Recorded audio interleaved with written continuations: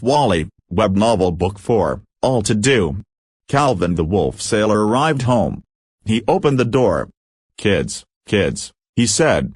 Then all of a sudden, there was a loud whack and a no sound above his head, and Calvin noticed that noise. "Yoo-hoo," said a child's voice. Calvin turned around. It was Wally the Wolf Pup and Kevin the Chipmunk. They were hanging upside down.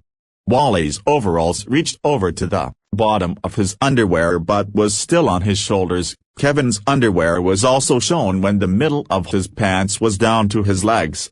Kevin and Wally, "What the?" said Calvin. "Hey Dad," said Wally. Calvin heard the whack again.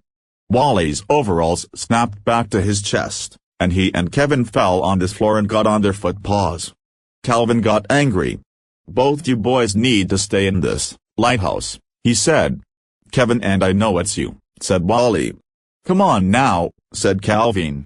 He started as the two boys. "Okay boys," he said. "Yes," said Wally. Kevin and the two wolves went inside the lighthouse. "Now I'll go see what Alice is doing," said Calvin. "Okay," said Wally.